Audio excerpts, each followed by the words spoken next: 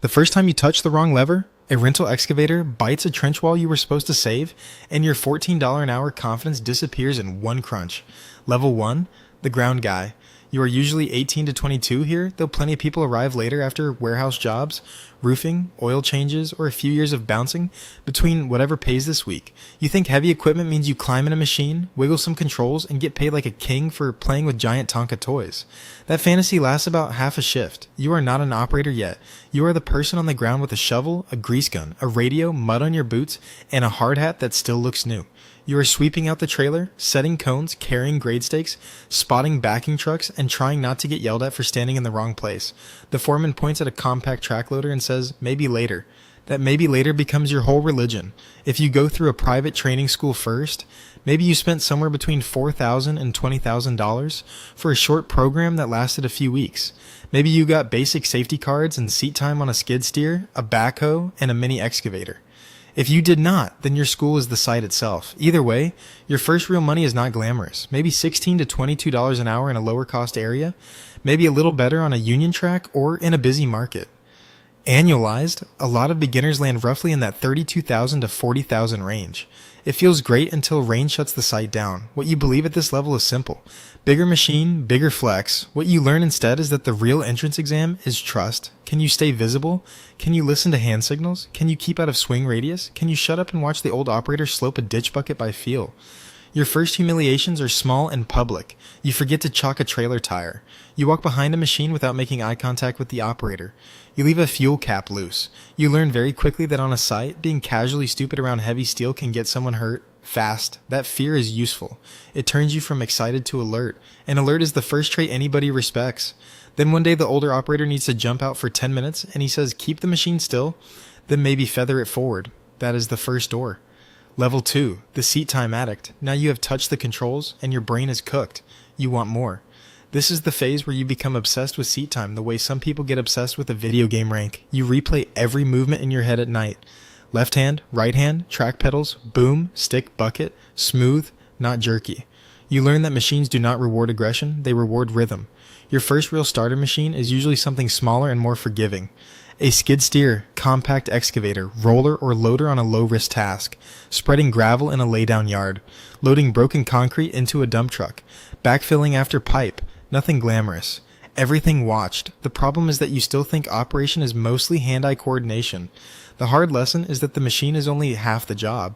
The other half is reading the whole site. Soil conditions, buried utilities, blind spots, truck cycles, ground pressure, slope, weather. You can make the prettiest bucket curl in the county and still be useless if you block everybody else for 40 minutes. This is also where you learn the daily inspection matters more than your ego. Walk around first. Fluid leaks, track tension, pins, teeth, glass, horn, lights, fire extinguisher, backup alarm. Used to think inspections were fake paperwork for safety people. Then somebody finds a hydraulic leak before a hose bursts under pressure, and suddenly paperwork becomes survival.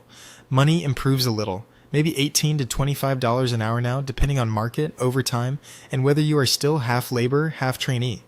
Some weeks feel rich. Then winter comes, or the project ends, and you understand why older operators talk about hours, not just wages. There is also your first rival here, another younger worker who wants the same machine time you want. He brags louder than you. You decide to become useful instead. You fuel the machine before anyone asks. You wipe the glass. You grease every fitting. The old operator notices. That is the secret nobody tells beginners. The path into the cab often starts under the machine. Soon the foreman stops calling you kid and starts calling you by the machine. Go get the skid steer. Now you are in it for real. Level 3, the real operator. This is where people outside the trade finally think you have made it. You show up in a pickup with lunch, gloves, and your own little kit of extras. Ear protection, tinted safety glasses, rain gear, tape measure, notebook, spare socks. The machine assigned to you is not a toy anymore. Maybe a full-size excavator, dozer, loader, motor grader assistant role, or articulated dump truck depending on the job and region. You believe the next step is just doing more hours. The hard truth is that hours alone can make you confidently average.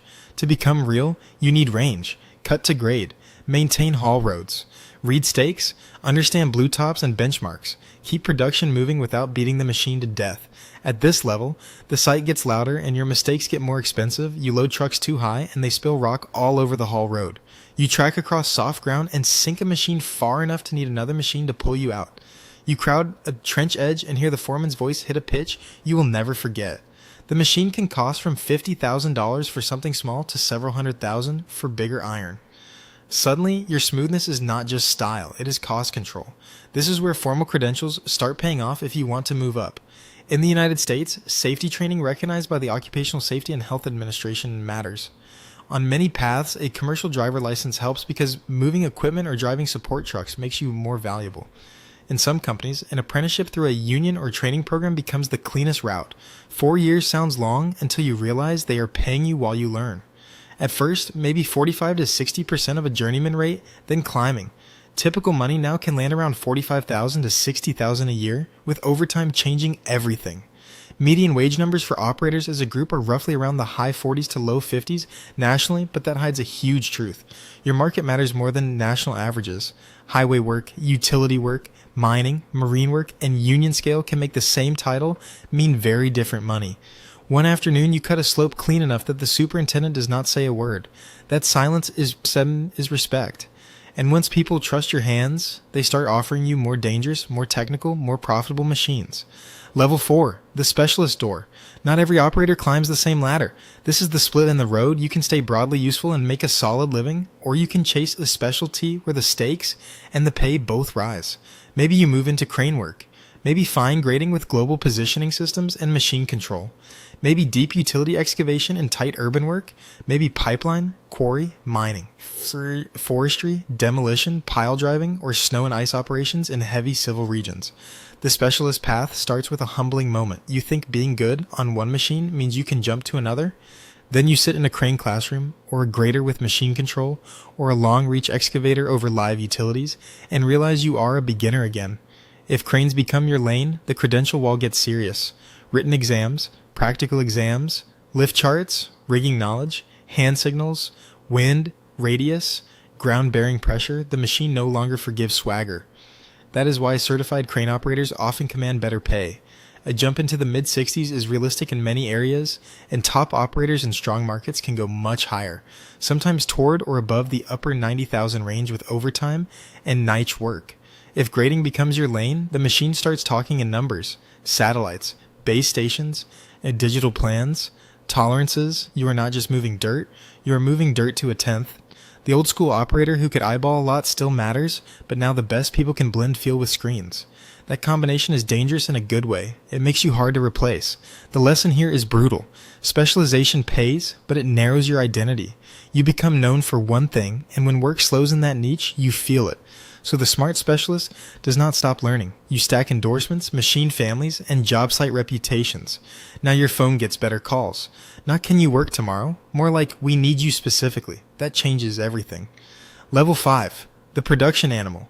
By now you are no longer proving you can run a machine. You are proving you can make money with it. This is a different standard. The superintendent does not care that your bucket work looks pretty if the pipe crew is waiting.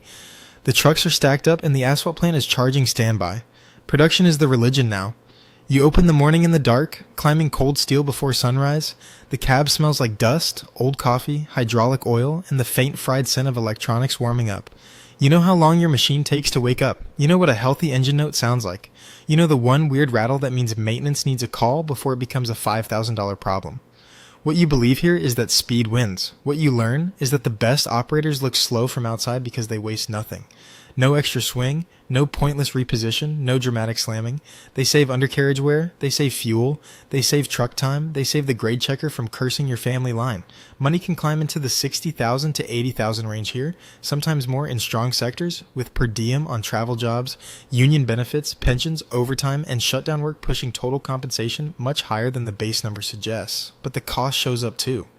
Vibration in your back, noise in your ears, missed dinners. You know what town you are in by the motel carpet pattern.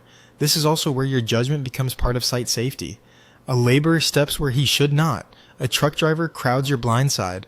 The ground changes after rain.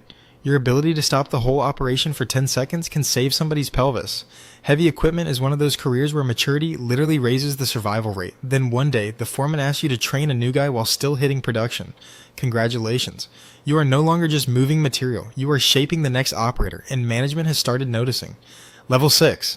The lead hand. You still run iron, but now the radio never shuts up. The grade crew needs you. The truck foreman needs you.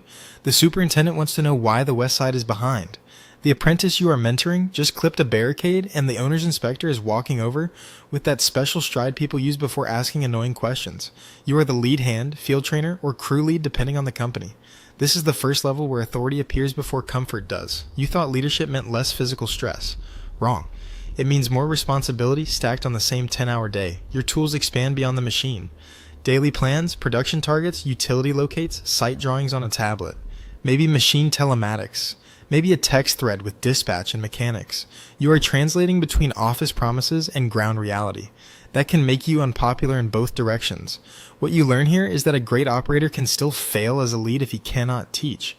You cannot just bark. Smooth it out. You have to explain why the cut is wrong, why trench boxes matter, why spoils need distance from the edge, why the machine gets parked facing a certain way at night. Patience becomes a skill. Not because it feels nice, but because rework is expensive and funerals are worse. Pay might move into the upper 70s or beyond in good markets, especially if overtime is steady, or you have specialist value on top of leadership. But the bigger currency is reputation. If crews want to work with you, your career gets easier. If they think you are reckless, arrogant, or impossible, your ceiling arrives early. This is also where family pressure gets loud. You are useful now. The money is finally real. Maybe you can buy a house, or at least stop panicking over every bill. But you are gone a lot, tired when home, and not always easy to live with. The machine gave you status. It also took pieces of your attention. Then comes the next door, the company truck, the supervisor track, or a crazy thought you swore you would never have. What if you owned the machine yourself? Level 7, the owner-operator bet. This is the gambler level.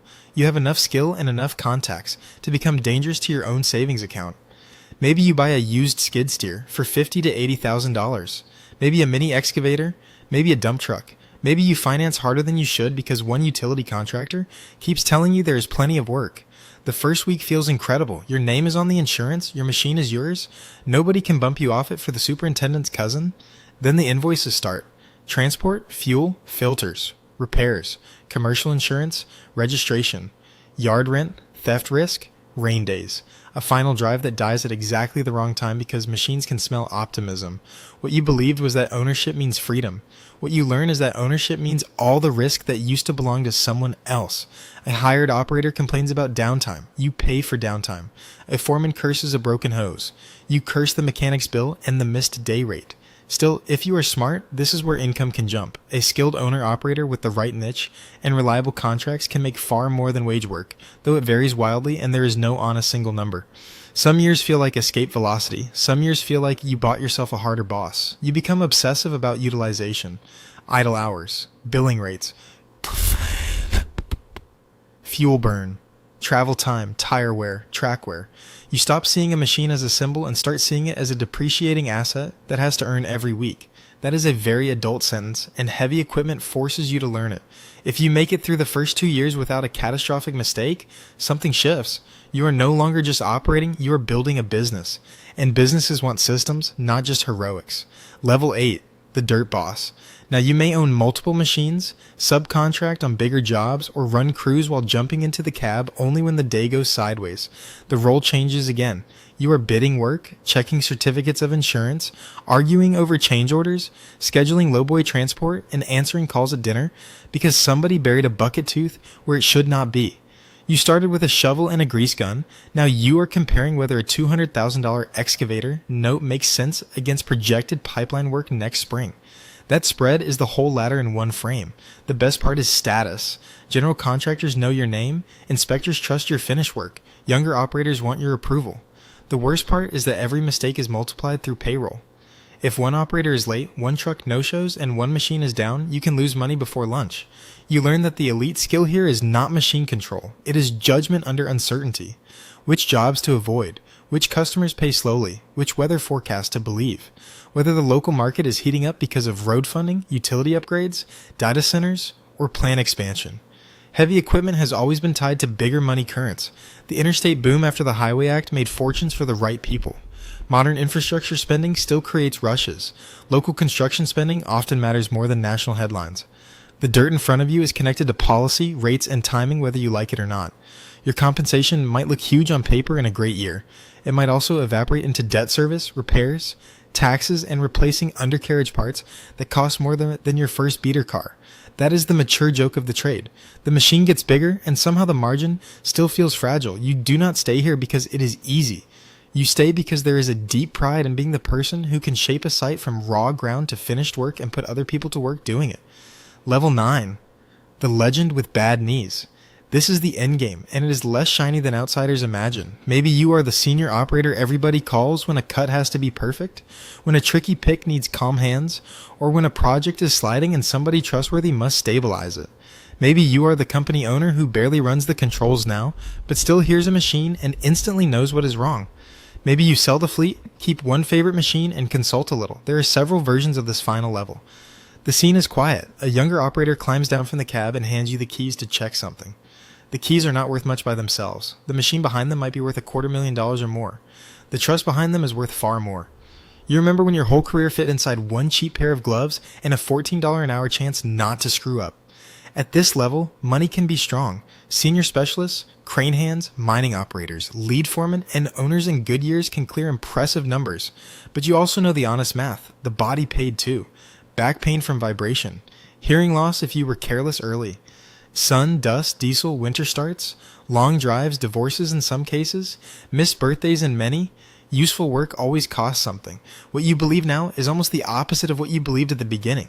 You used to think heavy equipment was about domination, mastering giant machines, looking tough, making dirt move. What you know now is that the real top level is control. Control of the machine, control of your ego, control of risk, control of a crew's trust, control of whether the day ends with production, and everyone going home in one piece.